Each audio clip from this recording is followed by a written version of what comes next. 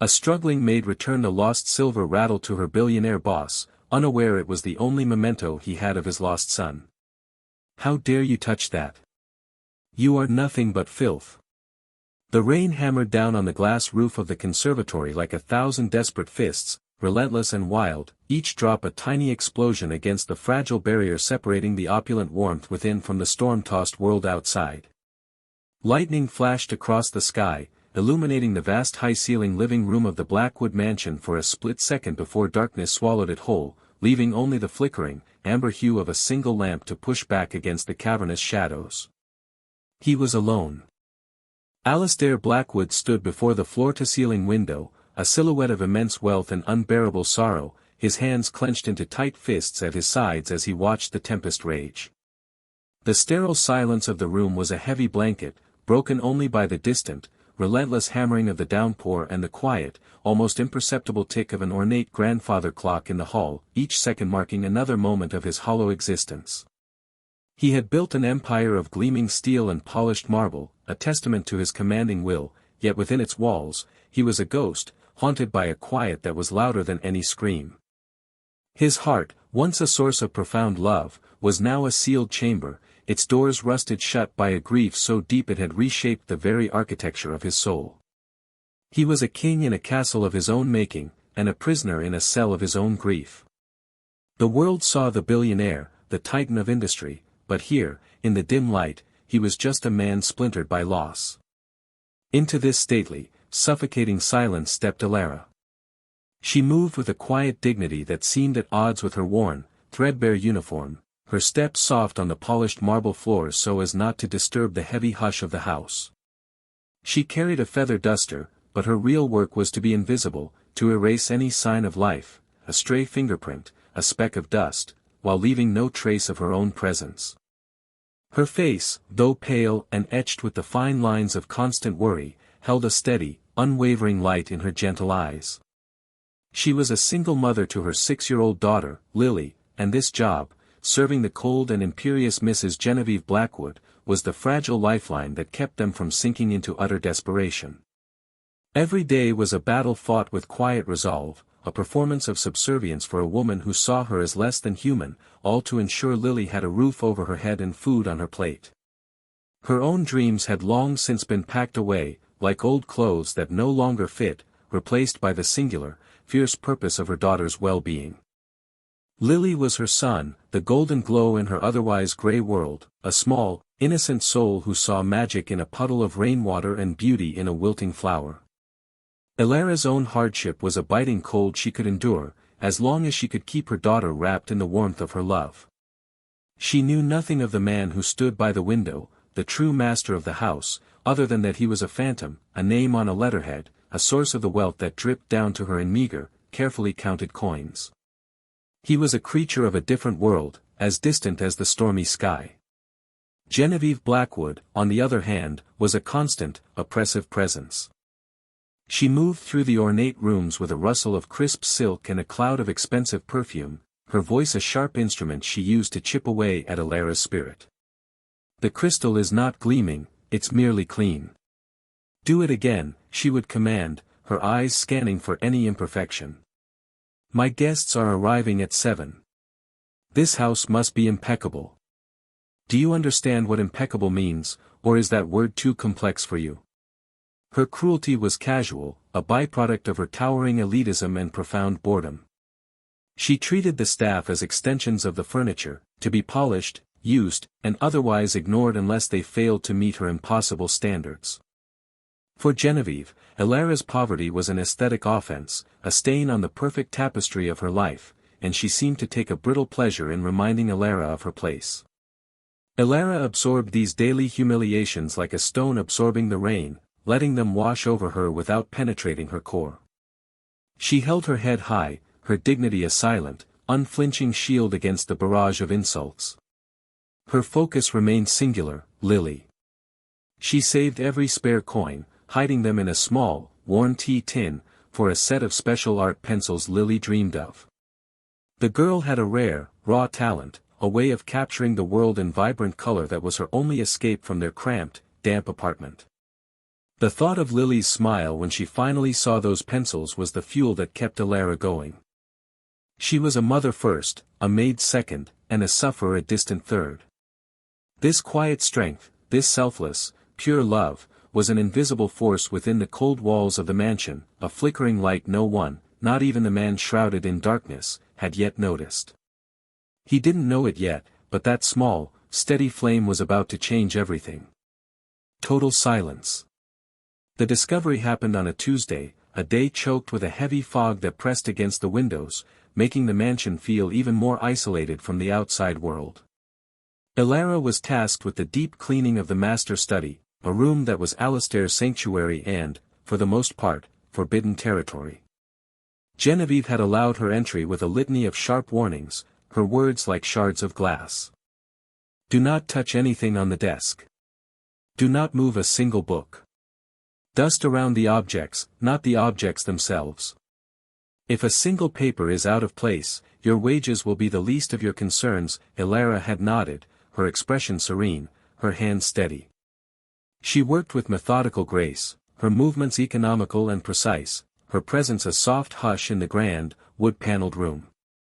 The air inside was thick with the scent of old leather, paper, and something else, an unspoken, lingering sadness that seemed to have soaked into the very walls. It was while dusting beneath a heavy, ornate armchair, tucked away in a deep shadow, that her fingers brushed against something small, cold, and metallic. She froze. Carefully, she retrieved it. It was a baby's rattle, exquisitely crafted from gleaming, polished silver, with intricate engravings of stars and a crescent moon. It was small enough to fit in the palm of her hand, yet it felt impossibly heavy, weighted with a significance that made her heart ache. It was clearly old, a precious heirloom, not some forgotten toy. A moment of internal hesitation gripped her. The easiest thing, the safest thing, would be to place it on the desk and pretend she had never seen it. Genevieve's warnings echoed in her ears. To draw attention to herself, to admit she had found something, was to invite scrutiny, and scrutiny from Genevieve Blackwood was always dangerous. It could be a test, a trap. But as she held the delicate object, she thought of Lily. She thought of the small, hand-carved wooden bird her own father had given her as a child, her most sacred possession, and the raw panic she would feel if it were ever lost. This rattle, she knew with a profound and sudden certainty, was not just an object. It was a memory. It was a piece of someone's heart. Her own inherent goodness, a force more powerful than her fear, overcame her hesitation. She could not leave it to be found by anyone else, or worse, to be dismissed by Genevieve as trivial and tossed aside. She had to return it to its owner. She clutched the silver rattle in her hand, its coldness seeping into her skin, and made her decision. She knew Mr. Blackwood was in the house today, a rare occurrence. He had been in this very study earlier, before leaving for the conservatory. This was her chance. Her heart thudded wildly in her chest, a frantic drum against the silence of the house. This was a risk. She found him just as she had seen him before, a tall, commanding figure staring out at the fog, his back to the room. He seemed carved from the same sorrow as the study, a statue of grief. Her throat felt tight, her voice a fragile thing. "Excuse me, sir," she said, her voice barely a whisper, yet it seemed to echo in the cavernous space. Alistair turned slowly, his eyes, when they finally met hers, were hollow, haunted, and utterly devoid of light. They were the eyes of a man who had not truly seen the world in a very long time. He looked at her not with the disdain of his wife, but with a weary indifference that was somehow more chilling. To him, she was just another part of the background, another shadow in his house of shadows. She held out her trembling hand, the silver rattle resting on her palm, glistening in the dim light. "I found this, sir," she said, her voice gaining a quiet strength. "Under the chair in your study. I thought it might be important." Alistair's eyes dropped from her face to her hand. The moment his gaze fell upon the rattle, a seismic shift occurred within him. His entire body went rigid. The air crackled. He gasped, a sharp, broken sound that was torn from the depths of his soul. The indifferent mask he wore shattered, splintering into 1,000 pieces, revealing the raw, unbearable pain beneath. His face, once a fortress of cold control, crumpled.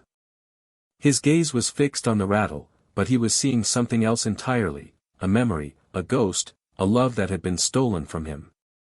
Leo, he whispered, the name a sacred, painful prayer on his lips. His hand, large and powerful, reached out, but it was trembling, as fragile as a leaf in the wind. He did not snatch the rattle, he took it from her palm with a reverence that was breathtaking to witness. His fingers brushed against hers, and a jolt, like a current of shared sorrow, passed between them. He closed his eyes, his thumb tracing the engraved stars, his chest tightening as a sob caught in his throat.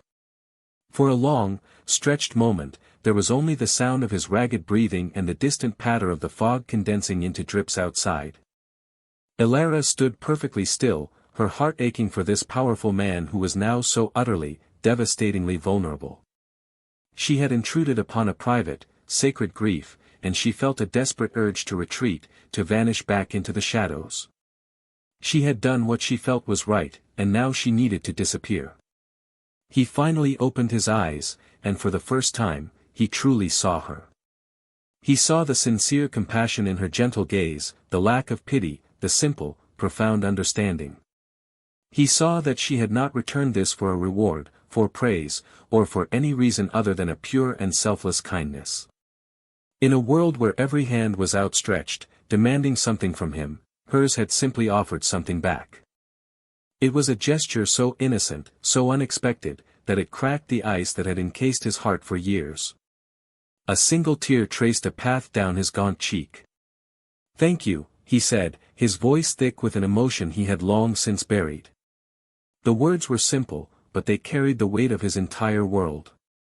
He looked at her, his guard down, his soul laid bare for a fleeting second. He saw her worn uniform, her weary face, and the unwavering dignity in her posture. He saw a goodness he thought no longer existed. The moment stretched, a fragile, unspoken connection forged in shared humanity. Then, as quickly as it had appeared, the mask began to reassemble. He cleared his throat, his posture straightening, the billionaire persona reasserting its control. "You may go," he said, his voice quieter now, but distant once more. Elara simply nodded, turned, and walked away, her soft footsteps swallowed by the silence. Alistair stood clutching the silver rattle, his knuckles white. He didn't know it yet, but this quiet woman, this gentle, unassuming maid, had just handed him a key. She had just shown him the way out of the dark. The seed was planted. Genevieve had witnessed the exchange from the doorway of the adjoining room, her face a mask of cold fury. She had seen the flicker of raw emotion on her husband's face, a vulnerability he had not shown her in years, and it had been directed at a servant. The sight ignited a venomous jealousy within her. That this insignificant, threadbare creature could elicit a response from Alistair that she, his wife, could not, was an unbearable insult.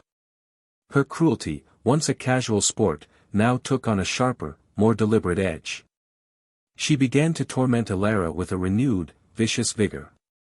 The tasks became more demeaning, the hours longer, the criticisms more cutting.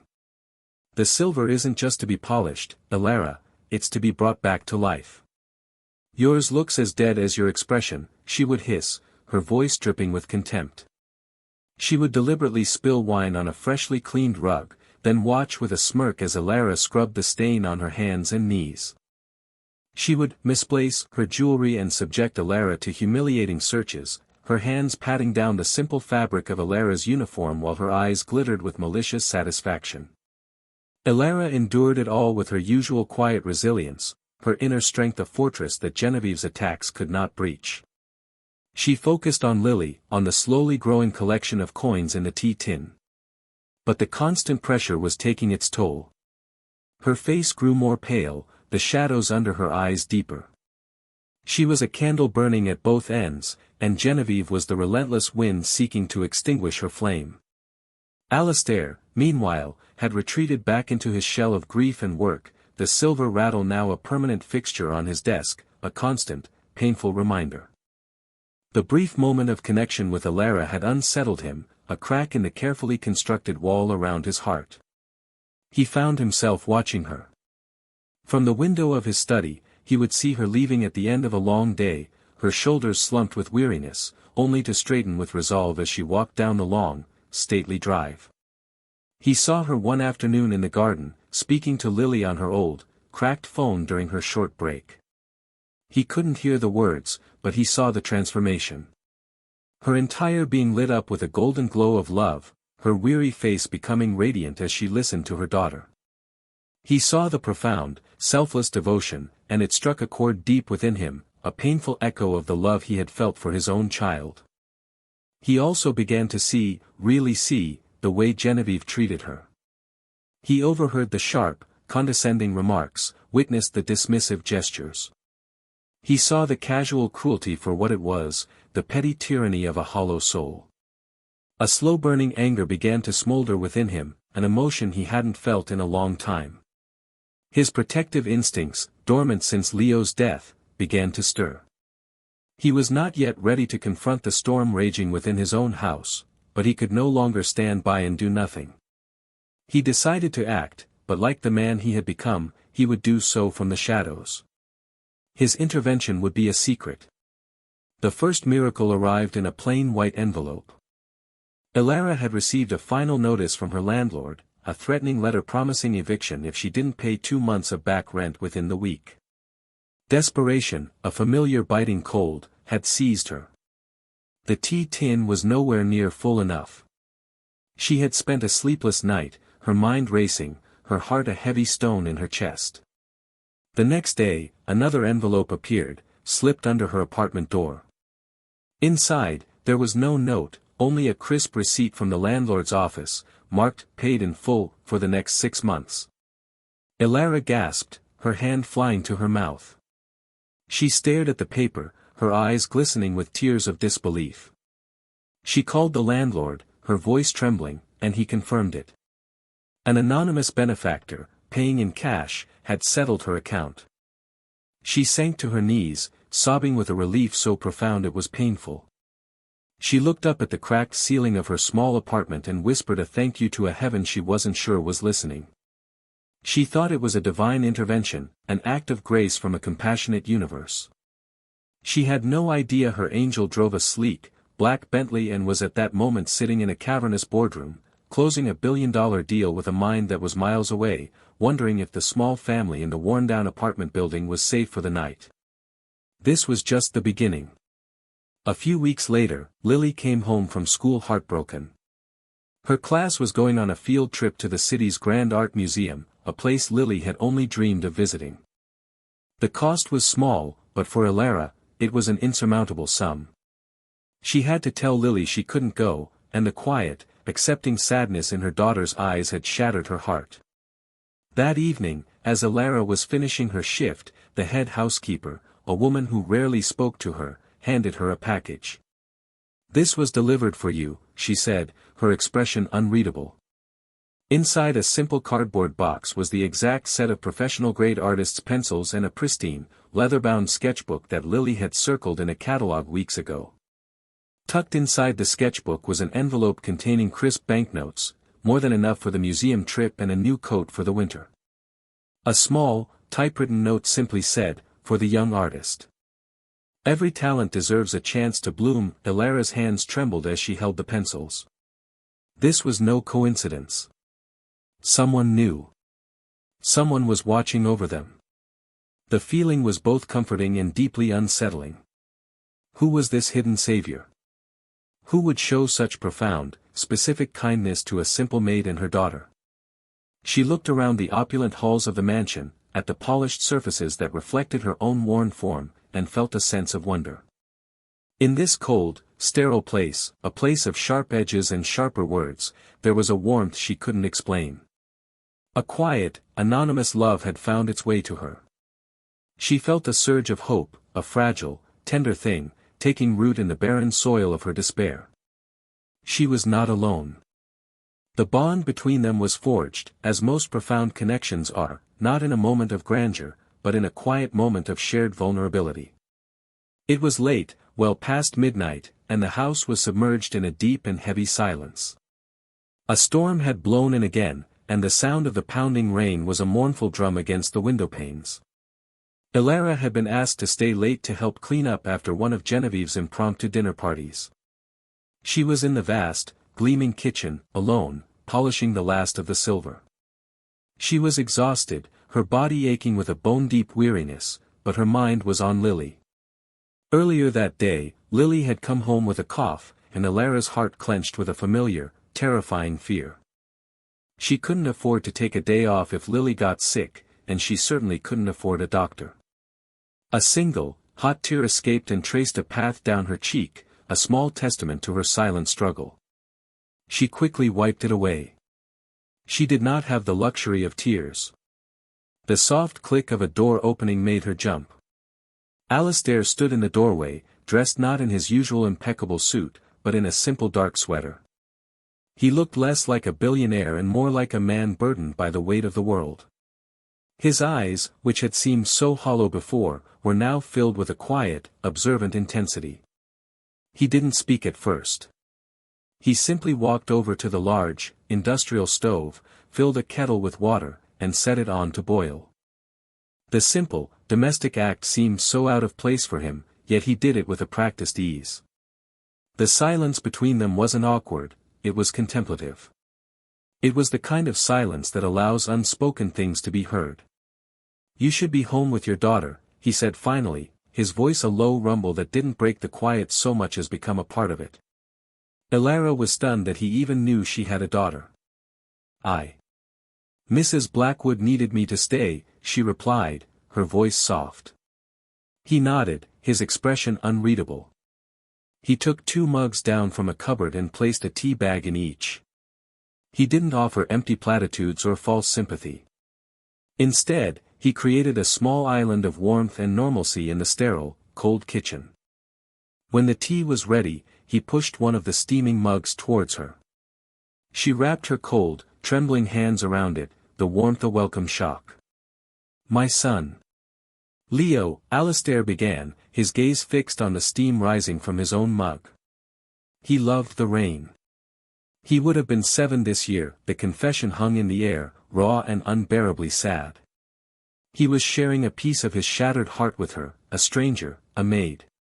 Ilara listened with unwavering, steady eyes, her own sorrow momentarily forgotten in the face of his. She saw the profound grief he carried, the love that had nowhere to go. She didn't say, "I'm sorry for your loss," or any of the other meaningless phrases people offered. Instead, she just listened, giving him the rare gift of her complete, silent attention. She was creating a safe space for his pain. After a long moment, she spoke, her own voice barely a whisper. "My Lily, she's 6. Her father left before she was born. It's just been us. Sometimes, the fear of not being able to provide for her, of failing her, it's a physical weight. It makes it hard to breathe." She had never admitted this to anyone, this deep, primal fear that was her constant companion. But in the quiet, dimly lit kitchen, with this sad, powerful man, the words came easily. They were 2 lonely souls, from vastly different worlds, finding a common language in their shared grief and love for their children. He looked at her, and the last of his emotional armor seemed to fall away. He saw not a servant, but a fellow traveler in the landscape of loss and fierce, protective love. He saw her immense strength, her quiet courage. The bond was forged. The scene ended not with a touch, but with a shared, understanding silence, as they both drank their tea, 2 flickering lights holding back the vast, stormy darkness, together. The night of the annual Blackwood Foundation Charity Gala was the apex of Genevieve's social calendar. The mansion was transformed, its already ornate halls dripping with fresh flowers and glittering with the diamonds of the city's elite. Genevieve was in her element, a regal queen gliding through a sea of fawning admirers, her smile as bright and brittle as the crystal champagne flutes being passed around on silver trays. Ilara, along with extra staff, was working the event, a ghost in a crisp black uniform, moving through the background, clearing glasses and fetching coats, remaining invisible. Lily was with her, tucked away in a small, quiet alcove off the main hall, a space Alara had made for her with a blanket and her new sketchbook. She was under strict instructions to stay put and be silent, and the little girl, with her gentle, obedient nature, was happy to sit and draw the beautiful, swirling dresses she could see through the doorway. The climax was triggered by something small, a piece of manufactured cruelty. A priceless ladro statue, a delicate porcelain ballerina, was found shattered on the floor near the alcove where Lily was sitting. A sharp gasp rippled through the nearby guests. Genevieve, seeing her opportunity for a dramatic display of authority, swept over to the scene, her face a mask of theatrical fury. She didn't investigate. She didn't ask questions. Her eyes, cold and hard as chips of ice, landed immediately on Lily, who looked up from her drawing, her eyes wide with fear. "You!" Genevieve's voice cracked through the party's pleasant hum like a whip. The surrounding conversations faltered, and a circle of curious onlookers began to form. "You clumsy, careless little brat. Do you have any idea what you've done?" This was a priceless antique. Alara rushed to her daughter's side, her body instinctively shielding the trembling child. "Mrs. Blackwood, I assure you, it wasn't her. She has been sitting here quietly the entire time," Alara said, her voice low but steady, her dignity an unwavering shield even in the face of this public onslaught. Genevieve let out a short, cruel laugh. "Oh, of course you would say that. You people always stick together. You probably told her to do it, hoping I wouldn't notice, so you could steal a piece of it later." The accusation was absurd, venomous, and designed for maximum humiliation. Alara stood her ground, her gaze unflinching, but a pale flush of shame and anger crept up her neck. The eyes of the wealthy guests were on her, a mixture of pity and morbid curiosity. She was the evening's entertainment. Lily, terrified by the shouting and the crowd, began to cry, her small sobs cutting through the tense silence. I didn't touch it," she whimpered, burying her face in her mother's skirt. This display of childish fear only seemed to enrage Genevieve further. Her control snapped. "Be quiet," she hissed, her face contorted with rage. And then, she did the unthinkable. She reached out and slapped the child across the face. Not hard, but the sharp, shocking sound echoed in the suddenly silent ballroom. A collective gasp went through the crowd. Lily cried out, a sound of pure shock and pain. Alara froze, her entire world splintering in that single, horrific moment. She knelt, pulling her daughter into a fierce embrace, her own body trembling with a rage so profound it left her speechless.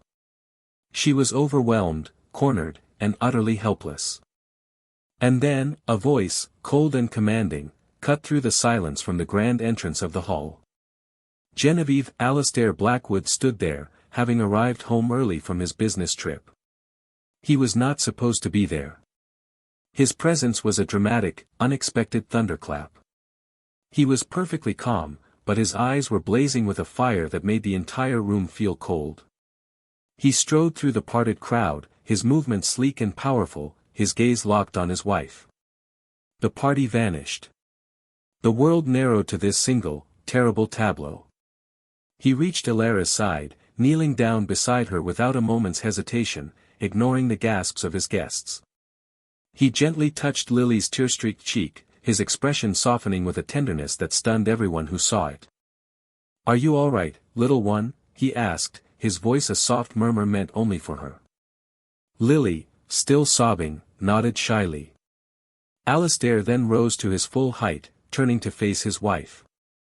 The power dynamic in the room reversed in an instant. Genevieve, who had been the queen of her court, now looked small and exposed. "Alastair, darling," she stammered, her composure cracking. This little urchin," she broke the ladro. Alastair's voice, when he spoke, was quiet, but it carried to every corner of the silent room. "I don't care about the statue, Genevieve. I care about the fact that you just struck a child. In my home." He then looked at Alara, his eyes conveying a universe of apology and protection. He turned his attention back to the crowd. For months, he began, his voice ringing with absolute authority, I have watched this woman, he gestured to Alara, work in my home with more grace, dignity, and integrity than anyone I have ever met. She is a kind, gentle, and honorable person. A devoted mother who has endured endless cruelty with quiet strength, he paused, letting his words sink in. My wife, on the other hand, has shown herself to be a cruel, petty, and heartless tyrant. Her only concern is for objects, for appearances. She has no soul. He then delivered the final, devastating blow. As of this moment, you are no longer welcome in this house. Our marriage is over. The lawyers will be in touch. He publicly offered his hand to Alara. Alara, Lily. Please, come with me. You will never be treated this way again. I promise you. He led them away, leaving Genevieve speechless and humiliated in the center of the room, the shattered remains of her party, her marriage, and her reputation at her feet. Alastair did not take them to a guest room. He led them through a part of the mansion that Alara had never seen, up a winding staircase to a wing that had been closed off for years. He opened a set of double doors, and she gasped. They stepped into a suite of rooms bathed in a soft, golden glow from the afternoon sun streaming through large, clean windows. Unlike the rest of a mansion, which was ornate and sterile, these rooms felt warm and lived in. There was a cozy living area with comfortable-looking sofas, a bedroom with a large, inviting bed, and another, smaller room painted a cheerful sky blue, filled with beautiful wooden toys and a small easel. It was a child's room. This was Leo's nursery, Alastair said, his voice soft with memory, but devoid of the raw pain it had once held. It has been silent for too long. I think you would like to hear a child's laughter in here again. He turned to Alara, his eyes sincere and full of a profound emotion she was only just beginning to understand. I am so sorry for what you have endured in this house. For what Genevieve put you through. It was a failure on my part not to see it, not to stop it sooner. Alara, still in shock, could only shake her head. You have nothing to be sorry for, sir. You saved us. Please, he said, a small, gentle smile touching his lips for the first time. Call me Alastair. He then explained everything. He told her about the anonymous payments, the art supplies, how he had been watching over her, moved beyond words by her selfless act of returning the silver rattle. You don't understand, Alara, he said, his voice cracking with emotion. I was a ghost. I was dead inside. This house was a tomb. That rattle, it was all I had left of him. Everyone I know wants something from me, my money, my power, my name. You wanted nothing. You saw a lost, precious thing and returned it, simply because it was the right thing to do. That simple, pure act of kindness, it was like a light turning on in the darkest room imaginable. It reminded me that there was still goodness in the world. It reminded me how to feel again. He took a step closer, his gaze unwavering. You didn't just return a rattle, Alara. You returned my heart. You and Lily, you have brought life back into this empty house. You have brought life back into me. His confession was a tender, cathartic declaration, not just of gratitude, but of love. He was offering her not just his wealth or his protection, but his healed, vulnerable heart. He promised her she would never have to worry about rent, or bills, or doctors again. He would give her and Lily the world, if they would let him. In that sun-drenched, hopeful room, surrounded by the ghosts of a sad past, a beautiful new future began to bloom. Alara looked at this man, this hidden savior who had secretly been her guardian angel, and for the first time in years, she felt utterly, completely safe. Hope was no longer a fragile thing. It was a certainty. 1 year later. The sprawling gardens of the Blackwood estate were in full, riotous bloom, a symphony of color and life under a brilliant blue sky. The pounding rain and heavy fog of the previous year were a distant memory, replaced by an endless, golden glow. On a soft blanket spread across a perfect lawn, Alastair lay on his stomach, his chin propped on his hands, a wide, genuine smile on his face. He had shed the last vestiges of the haunted man he once was.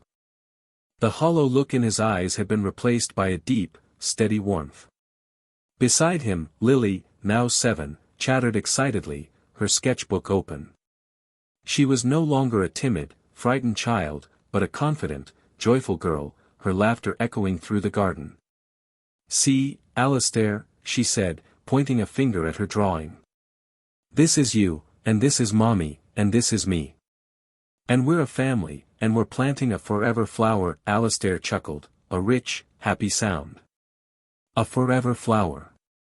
I like that very much." A short distance away, sitting on a stone bench under the shade of a weeping willow, Elara watched them. She was no longer the weary, threadbare maid. She was dressed in a simple, elegant sundress, her face serene, her eyes shimmering with a love so profound it was a tangible presence. She was the picture of peace and happiness. The mansion was no longer a cold, sterile prison, it was a home, filled with warmth, art, and laughter. They were not defined by the wealth that surrounded them, but by the simple, sacred moments they shared, reading stories before bed, baking cookies in the sun-drenched kitchen, and now, drawing in the garden. Alistair looked over at her, his eyes meeting hers across the lawn. In that shared glance, an entire universe of love, healing, and gratitude passed between them. He had saved her from poverty and humiliation, but she, with her quiet dignity and pure heart, had saved him from a fate far worse, a life without love. They had healed each other's shattered pieces, creating a family more beautiful and resilient than either could have ever imagined. Their happily ever after was not an ending, but a beautiful, sunlit beginning. This story is a testament to the undeniable power of a single, selfless act of kindness. It shows us how one pure gesture can ripple through the darkest of circumstances, bringing light, healing, and redemption where there was only despair. Elara, with nothing to her name but her dignity and a mother's fierce love, offered a simple kindness to a man who had everything and nothing. In return, Alistair, a man imprisoned by his own grief, used his immense power not for gain, but for protection and love. Their journey reminds us that true wealth is not measured in dollars, but in the compassion we show to one another, and that the most broken hearts can be mended by the gentle touch of a kindred spirit. If this story touched your heart and reaffirmed your faith in the goodness of people, we hope you'll continue to follow our journey. We believe that stories like Elara and Alistair's are more than just entertainment, they are reminders of the love and hope that connect us all, waiting to be discovered in the most unexpected places.